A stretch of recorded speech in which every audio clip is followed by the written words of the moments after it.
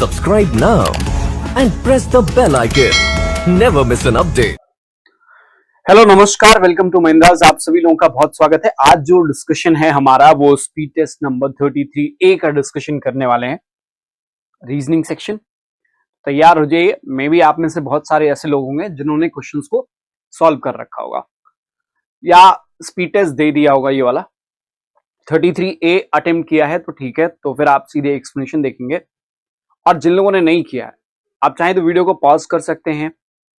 जिस भी पॉइंट पे आपको पजल दिखे या कोई क्वेश्चन दिखे करना है, अगर आपको लगता है कि ज्यादा समय चाहिए तो उस हिसाब से कर सकते हैं, या फिर आप समय के साथ ही हमारे साथ सॉल्व करना स्टार्ट करिएगा। तो चलिए आइए देखते हैं पहला सवाल क्या कहता है। पहला क्वेश्चन जो है वो एक स्क्वायर टेबल सिटिंग से रिलेटेड है। 8%, बाकी सभी लोग सॉल्व करते जरूर रहिएगा, ठीक है ना। 8% FJ, M, N, P, S, B are sitting around a square table. 4 of them are sitting corner. बाकी सारे मिडिल में बैठ रहे हैं साइड के। जो कॉर्नर पे बैठ रहे हैं वो अवे फ्रॉम द सेंटर यानी बाहर की तरफ देख रहे हैं, और जो मिडिल साइड पे बैठ रहे हैं केंद्र की तरफ देख रहे हैं। All of them, all the information is necessarily not in the same order. अब फिर यहां से इंफॉर्मेशन स्टार्ट होती है। F sit at the middle of the side of the table, N sit immediate left of V, 2% sit between F and J. फिर कहता है V sit immediate right of J, 3% sit between S and N, M is an immediate neighbor of S, M is not an immediate neighbor of J, P faces outside, inside. ऐसा दिया हुआ है, तो हमने क्या करना चाहिए, एक स्क्वायर टेबल जैसा इन्होंने बोला है वैसा हम बना लेंगे। कॉर्नर्स पे बैठने वाले लोग किधर देख रहे हैं, बाहर की तरफ देख रहे हैं, और जो साइड के मिड में है वो किधर देख रहे हैं, इनसाइड फेसिंग है, करेक्ट। अब हम पहली लाइन पढ़ते हैं। यहां पे जैसे कह रहे हैं F sit at middle of the side of the table. F side के मिडिल में बैठा हुआ है, यानी F को हम कहां बना सकते हैं, इस जगह पे। फिर आगे कहता है अगली लाइन में कि N sit immediate left of V, V बना नहीं है तो ये वाली लाइन यूज करना भी पॉसिबल नहीं है। 2% sit between F and J, F और J के बीच में कितने लोग हैं, 2 लोग हैं। अब एक काम कर लेते हैं, F को इनसाइड भी बना लेते हैं। एक बार 2 का गैप करके J को हम यहां पे रखते हैं, और 1-2 का गैप करके J को एक बार इस जगह पे रखते हैं। यानी F और J के बीच में 2 का गैप होना चाहिए, तो हम एक अंदर की तरफ एक पॉसिबिलिटी बना रहे हैं, बाहर की तरफ लेके चल रहे हैं। जब आप J बना लेते हैं तो ये वाली लाइन पिक करने वाली है जिसमें कहता है V sits to the immediate right of J, J के तुरंत राइट में कौन है, V है, V यहां पे बनेगा। इनसाइड वाली पॉसिबिलिटी में V outer face, J outer face करे तो V इसके तुरंत राइट में यहां पे बनेगा।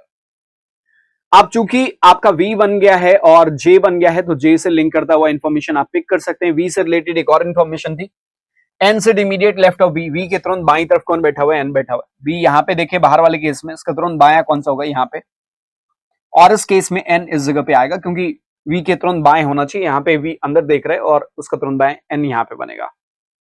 आगे कहता है 3% set between S and N, S और N के बीच में 3 लोग बैठे हुए हैं, यानी क्लियर सी बात है S और N ऑपोजिट है। अंदर के केस में S यहां पे बनेगा और बाहर के केस में S इस जगह पे N है तो S इस जगह पे होना चाहिए, है ना।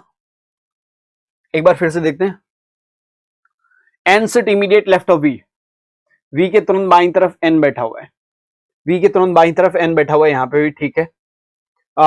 यहां पे बाहर वाले केस में N के ऑपोजिट में किसको होना चाहिए, S sit opposite to N, तो N के ऑपोजिट में S होना चाहिए, यानी S को इस जगह पे होना चाहिए बाहर के केस में, करेक्ट।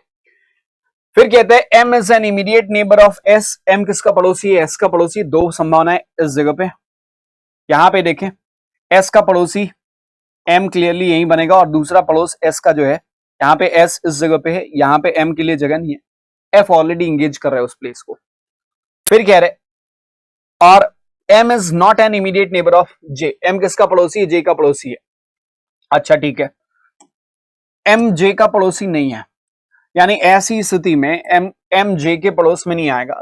बाहर वाले केस में अगर हम बात करें M इस जगह पे आएगा, और M के लिए और बोला M is an immediate neighbor of S, M S का भी पड़ोसी है, तो यहां पे S का पड़ोसी बन रहा है। पर इस वाले केस में यदि S के पड़ोस में M को रख रहे हो तो M किसका पड़ोसी हो जा रहा है, J का पड़ोसी हो जा रहा है, जिसके लिए मना किया गया। अगर ये सेकंड लास्ट लाइन हम लोग देखें, P फेसेस इनसाइड, P किधर देख रहे हैं, अंदर में देख रहे हैं, यानी अंदर वाली पॉसिबिलिटी हमारी कैंसिल आउट हो गई। पी के लिए अब ये जगह और ये जगह दो बच रही है, पी को यहीं रखेंगे और एक व्यक्ति बचता है के को आप यहां पे रखेंगे। अब आते हैं इस रिलेटेड क्वेश्चन। पहला कह रहा है how many person sit between F and J when counted left of F. F के बाईं तरफ से पहला 1 2 3 4 4 लोग एफ और जे के बीच में आएंगे, यानी फोर्थ ऑप्शन आपका राइट आंसर होना चाहिए। 4 एक समान है, एक अलग है। एस एफ जे के एन, एस एफ जे के एन। अब आप देखो एस जे के एन सभी कॉर्नर पे हैं, बाहर फेस कर रहे हैं। एफ जो है वो सेंटर फेसिंग है या मिडल ऑफ द साइड है, तो आपका वही आपका आंसर बनेगा। यानी हमारा आंसर क्या होना चाहिए? एफ होना चाहिए, ऑप्शन नंबर 2 होना चाहिए। Which of the following statement is true, इनमें से कौन सा कथन बिल्कुल सही है? M sit opposite to N, ये वाला लाइन लास्ट वाला सही होगा। जे सिट ऑपोजिट टू के, देख सकते हैं आप जे के ऑपोजिट में, बाकी सारी लाइनें इसमें जो है वो गलत है। फिर चौथा question, who among the following is sitting second to the left of M. M के बाईं तरफ इनमें से कौन बैठा हुआ है? एम यहां पर, इसके बाएं फर्स्ट सेकंड कौन होगा? पी होगा। Who second to the left of N, है ना, तो पी बनेगा। ऑप्शन नंबर 1 आपका राइट आंसर बनेगा। पांचवा, who among the following is sitting opposite to P. P के विपरीत में कौन बैठा हुआ है? एफ आपका आएगा पी के विपरीत में। सो राइट आंसर हमारा क्या होना चाहिए? That is to be F, यानी थर्ड ऑप्शन आपका करेक्ट आंसर बनेगा। करेक्ट, इतना क्लियर हो गया आप लोगों को। अब आते हैं अगले क्वेश्चन पे। ये देखो डायरेक्शन एंड डिस्टेंस का क्वेश्चन है, बहुत सिंपल है, आराम से बनने वाला है। कोई मतलब ऐसा विज्ञान नहीं है इसमें कि बहुत मुश्किल होगा, सिंपली। और ये इसका कोई और दूसरा तरीका नहीं है, एक ही तरीका है, जो नॉर्मली डायग्राम बनाना और फिर इसको सॉल्व करना। ठीक है, दूसरे टाइप के डायरेक्शन क्वेश्चंस में जैसे कोडेड वाले के लिए एक शॉर्ट ट्रिक है, या मोशन वाले डायरेक्शन जिसमें होते हैं कि कोई चला फिर दाएं मुड़ा बाएं मुड़ा ऐसे करके वाले क्वेश्चन के लिए भी शॉर्ट ट्रिक है, बिना डायग्राम बनाए हुए सॉल्व कर सकते हैं।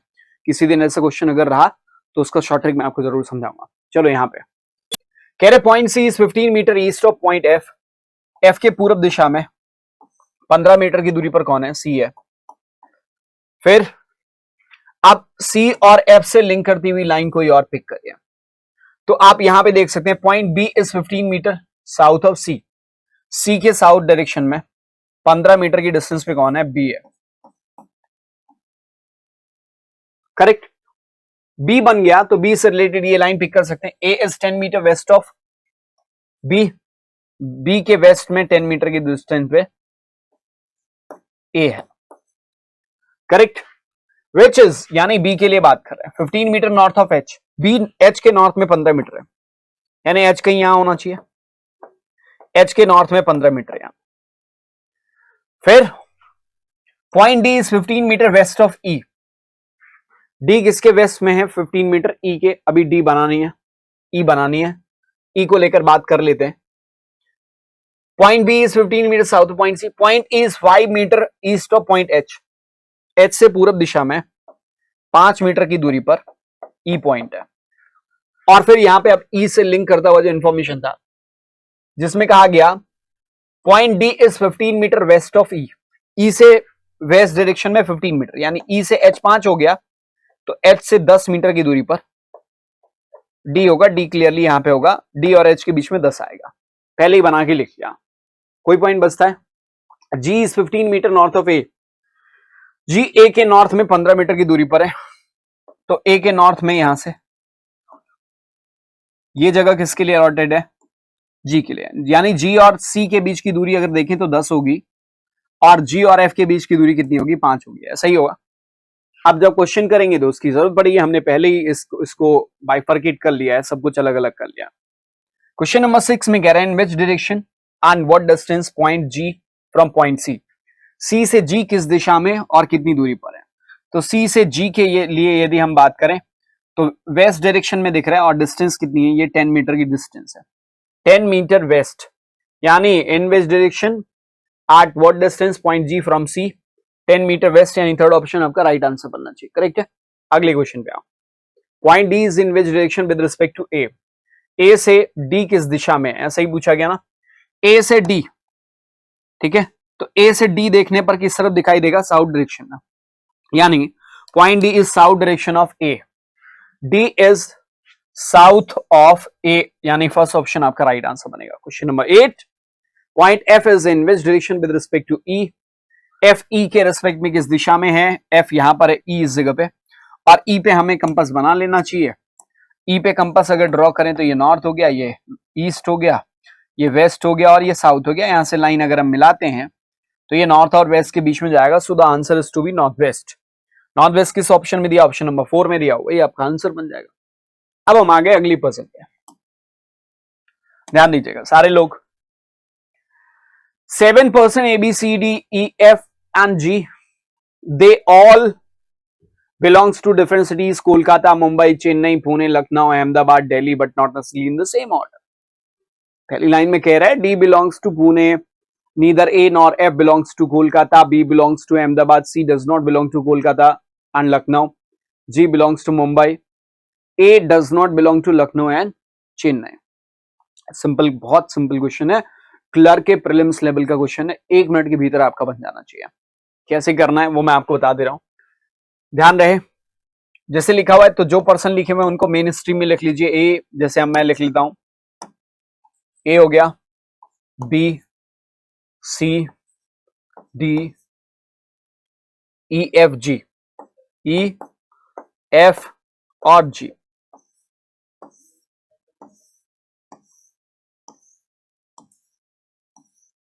ये होता है नेगेटिव साइड, यहां पे पॉजिटिव इंफॉर्मेशन अलाइन करते हैं, जो दिया गया हो बताते हैं कैसे। जब भी आपको मिले तो ऐसे ही करना। क्या कह रहे हैं पहले? D belongs to Pune, direct information है, डी पॉजिटिव इंफॉर्मेशन है, कहां से बिलोंग करता है? पुणे से, लिख लिया आपने Pune. Neither A nor F belongs to Kolkata, A Kolkata से बिलोंग नहीं करता और एफ भी कोलकाता से बिलोंग नहीं करता, तो ए और एफ पे नेगेटिव साइड पे कोलकाता लिख दिया, इससे ये समझ में आएगा यहां कोलकाता नहीं होगा। B belongs to Ahmedabad, direct information है, अहमदाबाद से बिलोंग करता है, ठीक। C does not belong to Kolkata and Lucknow, C के लिए बोला गया ये कोलकाता से बिलोंग नहीं करता, लखनऊ से बिलोंग नहीं करता, 2 शहर। जी बिलोंग्स टू मुंबई, जी के लिए डायरेक्ट इंफॉर्मेशन है, कहां से बिलोंग करता है? मुंबई से, ठीक। G belongs to Mumbai. A does not belong to Lucknow and Chennai, A Lucknow और चेन्नई से बिलोंग नहीं करता, नेगेटिव साइड लिख लिया। अब देखो जहां पे सबसे ज्यादा नेगेटिव हो उस जगह पे सबसे पहले आ जाओ। अहमदाबाद, पुणे, मुंबई ये 3 अलग जगह है, तो यहां ए पे होंगे नहीं। 3 शहर ये आपके निकल गए, लखनऊ, चेन्नई, कोलकाता यहां पे होगा नहीं, एक ही बचता है दिल्ली, तो पक्की बात है ए पे क्या आएगा? दिल्ली आएगा, ओके। अब जहां पे दूसरी बार जहां पे सबसे ज्यादा इंफॉर्मेशन नेगेटिव साइड में वहां आ जाओ, लखनऊ कोलकाता यहां नहीं होना है, तो 4 शहर हो गए ये, लखनऊ और कोलकाता यहां पे नहीं होगा, एक ही शहर आपके पास बचता है और वो है चेन्नई, यानी यहां पे क्या होना चाहिए? चेन्नई होना चाहिए।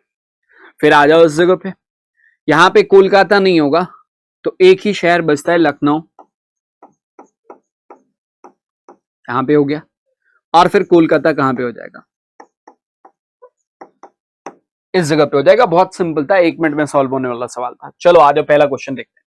Who among the following belongs to Kolkata, Kolkata से कौन बिलोंग करता है? दैट इज ई आपका right answer, not this 5th option होना चाहिए क्योंकि ऑप्शन में नहीं दिया गया, करेक्ट है।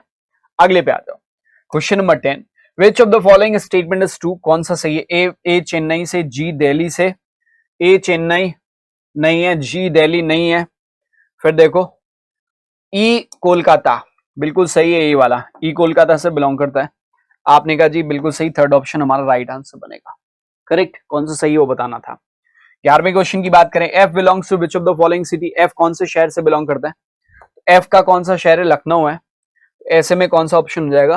4th ऑप्शन लखनऊ हो जाएगा। 12वां सवाल, विच of the following combination is true, Delhi, A D Pune, E Kolkata, A Delhi, D Pune, A Delhi, Delhi, D Pune और ई कोलकाता, तीनों सही दिख रहे हैं, तो ऐसे में all are correct, 4th option आपका राइट आंसर होना चाहिए। That's it. नेक्स्ट क्वेश्चन पे आओ, A belongs to which of the following city, A कौन से शहर से बिलोंग करता है? आपने कहा यहाँ पे ए दिल्ली से बिलोंग करता है, क्लियर है, तो यहाँ पे आएगा ऑप्शन नंबर 1 ए दिल्ली। नेक्स्ट पे आ जाओ, चलो हो गया सारे क्वेश्चन, ओके। 13 क्वेश्चन, 13वें नंबर पहुंच गया। अब हम आते हैं अगले सवाल पे, जो कि है आपका एक और पजल से रिलेटेड। ये एक अच्छी पजल है, ठीक, फ्लोर की पजल है। आप सभी लोग ध्यान से देखेंगे। Study the following information carefully and answer the given below. There 8 person namely S T U V W X Y and Z lives on different floor of a building but not necessarily in the same order. The ground floor is 1 and above is 2 4 2 3 4 5 6 7 and 8 ऐसे। X lives on an odd number floor but does not live on third floor. Z lives immediately above X. Z X के तुरंत ऊपर रह रहा है। More than 2 person live between Z and Y. Z और Y के बीच में 2 से ज्यादा लोग होने चाहिए, यानी कम से कम 3 व्यक्ति होने चाहिए। There are 6 person living between S and Y. V lives immediately above W but lives below T. U does not live above X, और फिर क्या है, W does not live immediately above Y. इस क्वेश्चन को करने के लिए कितना समय चाहिए आपको, मैं आपको बताता हूँ। देखो, इस प्रश्न को हल करने के लिए यदि आप 3 मिनट मतलब सॉरी 1 से 1.5 मिनट या मैक्सिमम 2 मिनट ले सकते हो, उससे ज्यादा नहीं। 2 मिनट बहुत ज्यादा है, 1.5 मिनट में बन जाना चाहिए। ट्राई करिए। मीनवाइल मैं आपको यहाँ पे बना के दिखाता हूँ। सबसे पहले तो ये 8 है, तो 8 फ्लोर बना लेते हैं। 8 7 6 5 4 3 2 1।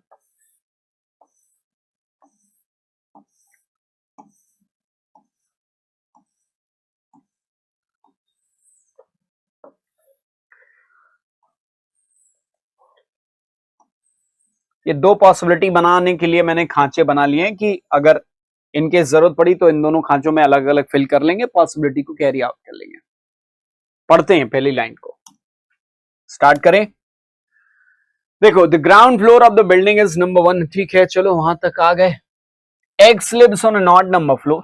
एक्स ऑड नंबर पे रहेगा, ठीक है, और 3 नंबर पे नहीं रहेगा, तो 3 नंबर पे एक्स को नेगेटिव साइड में लिख दीजिए। Z lives immediately below X. Z X के तुरंत नीचे है और X का क्या है, ऑड है, ऐसा बना दिया हमने। मोर than 2 person live between Z and Y. Z और Y के बीच में 2 से ज्यादा, कम से कम 3 प्लस लिख दिया हमने, Z और Y के बीच में होने चाहिए, ठीक। दे आर 6 पर्सन, ये बड़ी अच्छी लाइन है। 6 person living between S and Y। मैं इसी को पिक करूंगा। 6 लोग S और Y के बीच में, S को यहां पे एक बार, Y को यहां पे एक बार, Y को यहां पे एक बार, S को यहां पे। क्यों? क्योंकि 6 लोग बीच में, इसका मतलब 6 बीच में और 2 ये लोग 8 लोग, तो 8 सीढ़ी का हिसाब बन गया। S और Y एक टॉप पे एक बॉटम पे रहेगा, एक कंफर्म हो गया। अब आप इससे रिलेटेड इंफॉर्मेशन पिक करो, S और Y से related. V lives immediately above W but lives below T. U does not live above X. W does not live immediately above Y. W Y के तुरंत ऊपर नहीं रहता है। संभावना है कि Y यहीं पे हो, क्योंकि Y के तुरंत ऊपर Z अगर यहां पे होता तो ये इंफॉर्मेशन, ये लाइन ये नहीं देता कि U does not live W does not live immediately above Y। अगर यहाँ Y होता तो इसके ऊपर यूजलेस इंफॉर्मेशन दिया है, तो संभावना ये इसकी ज्यादा है कि यहाँ पे, ये तो एक गैस है। चलो आ जाओ। अब Z lives immediately below X more than 2 people, ये वाली line. Z and Y, Z और Y के बीच में 2 से ज्यादा लोग हैं। Y यहां पे 1 2 3, कम से कम 3 का गैप बनेगा। फिर Z को आप यहां रखोगे, ये संभावना है 3 का गैप कम से कम होना चाहिए। Z यहां रखोगे तो X इस जगह पे आएगा, X इवन नंबर पे आ जाएगा, 6 नंबर पे इवन है, जबकि X ऑड पे होना चाहिए। इसका मतलब Z को हम 5 पे ना रख के Z को हमें 6 नंबर पे रखना पड़ेगा, ठीक है। और Z को 6 नंबर पे रखते हैं तो X को तुरंत उसके ऊपर रखना होगा। यहां से यदि देखें ना तो Y और Z के बीच में 1 2 3 का कम से कम गैप होना चाहिए। Z यहां पे हो सकता है, X उसके ऊपर, Z यहां पे हो सकता है और X उसके ऊपर। 2 संभावनाएं बनती है। फिलहाल के लिए ये वाली पॉसिबिलिटी जो हमें ज्यादा लग रही है उसको हम चेक करेंगे, ठीक है। More than 2 person live between Z and Y, ठीक है। There are 6 person living. V lives immediately above W but lives below T। क्या कह रहे हैं? V lives immediately above W, W के तुरंत ऊपर V रहता है, but lives below T, T के कहीं नीचे रह रहा है, ठीक है। आगे आ जाओ। U does not live above X, यानी यू एक्स के नीचे आएगा, तो यहां पे एक्स रखा हुआ यू को नीचे रखने की संभावना है। W does not live immediately above Y, W Y के तुरंत ऊपर नहीं है, यानी W इस जगह पे नहीं होगा, 2 नंबर पे W नहीं हो पाएगा। अब इसका मतलब ये 3 को हमें एक साथ प्लेस करना पड़ेगा। अगर W को 2 नंबर पे नहीं रख सकते तो W को फिर आपको यहां पे रखना पड़ेगा, उसके ऊपर आपको V पता है आना है, और V के लिए बोला गया कि W के ऊपर है और T के नीचे है, तो T इस कंडीशन में यहां पे रखना पड़ेगा। एक ही बस है आपका U यहां पे, और U के लिए कंडीशन ये दी गई थी कि U does not live above X, यानी U X के नीचे रह रहा है, तो U X के नीचे भी आ रहा है, ये केस आपका सही जा रहा है, यानी आपने जो भी ये बनाया है बिल्कुल सटीक बनाया है, करेक्ट। अब हम आते हैं इससे रिलेटेड क्वेश्चंस को करेंगे। पहला, हालांकि आपको चाहिए दोनों पॉसिबिलिटी। देखो मैंने गेस वर्क किया, guess work in the sense की थोड़ा सेंस लगाया, इस लाइन से मैंने कैसे सेंस यूज किया, और मैं सिर्फ एक पॉसिबिलिटी सॉल्व करने गया तो समय भी हमारा बच गया, दूसरे पे करते आगे जाके अटक जाएगा। आपको जरूर ट्राई कर लेना चाहिए एक बार चाहे तो। Who lives on the floor number 5? 5 number पे टी रह रहा है, option number 4 is the right answer. Next की बात करें, how many person live between W and X? W और X के बीच में कितने हैं? तो W यहां पे है, 1 2 3 का गैप W और X के बीच में है, तो 3 आना चाहिए, यानी option number 2 is the right answer, correct. Next question, who lives immediately above V? V के तुरंत ऊपर कौन रह रहा है? तो V के तुरंत ऊपर T है, हमारा राइट आंसर क्या बनना चाहिए? Option number 2। नेक्स्ट देखो 17, 4 एक समान है, YVTXW, YVTXW। अब देखो V को छोड़कर, V इवन नंबर पे है, YW X और T ऑड नंबर पे है, तो केवल V आपका इवन नंबर पे। राइट आंसर यहां पे क्या होना चाहिए? V होना चाहिए, यानी ऑप्शन नंबर 2 करेक्ट आंसर बनेगा। Next question, who lives on the second floor? इनमें से दूसरे तल पे कौन रहता है? That is U. U second floor पे रह रहा है, राइट आंसर हमारा क्या बनेगा? ऑप्शन नंबर 3 करेक्ट हो जाएगा। चलो अब आते हैं कुछ क्वेश्चन इनइक्वालिटी के देखेंगे। पहला सवाल इनइक्वालिटी का ये है, W और K का कंपैरिजन है, बहुत सिंपल है यार, सामने से दिख रहा है, V K बराबर है तो V की जगह K रख लो, W बड़ा है K से, वही दिया हुआ सही हो गया। I और K का कंपैरिजन, I यहां पर K यहां पे, I और K को देखें तो I बड़ा K से आ रहा है, देखो सारे सिंबल एक तरफ हैं और एक सिंगल साइन इनके बीच में है, वो I को बड़ा बता रहे, वही दिया हुआ सही हो गया। बोथ राइट आंसर बनना चाहिए, ऑप्शन नंबर 5 यहां पे इनइक्वालिटी के लिए सही उत्तर बनेगा, करेक्ट। हाँ जी,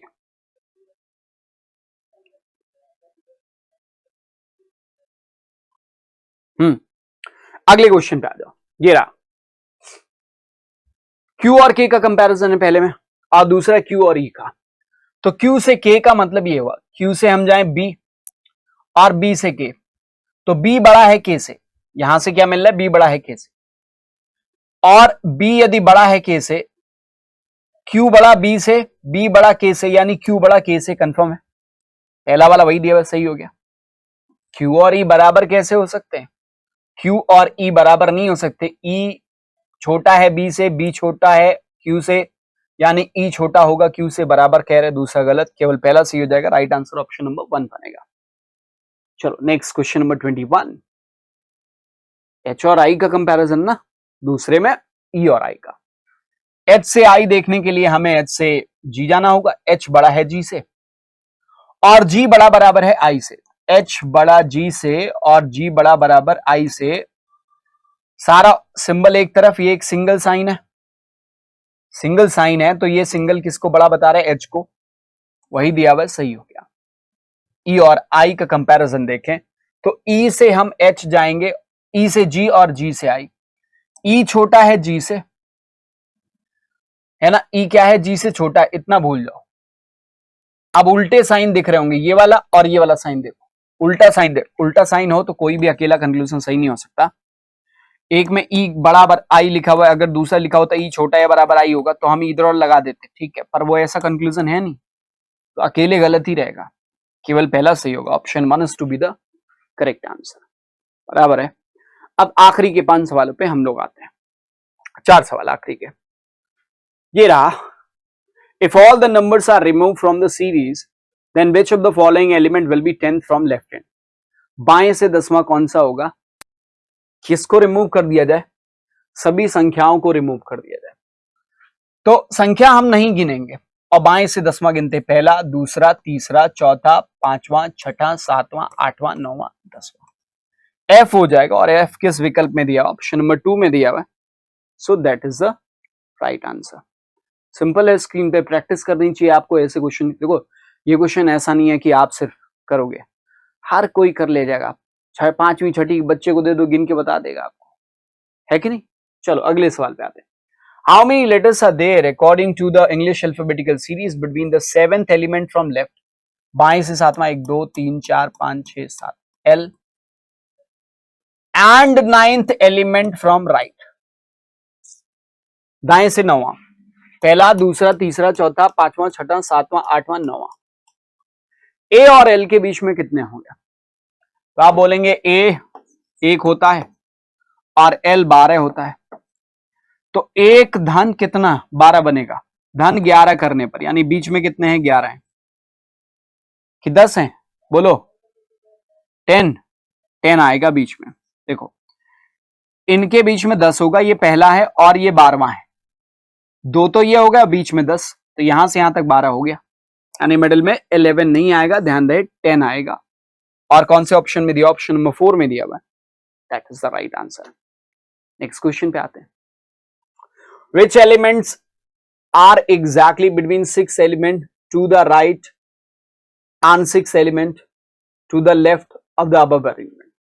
बाएं से छठा 2 4 6 इसके, और दाएं से छठा 2 4 6 इसके बीच में एग्जैक्टली मिड में। गिन लो पहले, 1 2 3 4 5 6 7, हमारे ख्याल से यही कहीं आना चाहिए। इधर से देखो 1 2 3 4 5 6, नहीं, अब देखो ये 2 आएंगे, 1 2 3 4 5, 1 2 3 4 5, एफ और एम 2 होने चाहिए। तो कौन से 2 एलिमेंट एफ और एम बनेंगे? यानी ऑप्शन नंबर 1 आपका करेक्ट आंसर के रूप में होना चाहिए। Now let's go to the last question.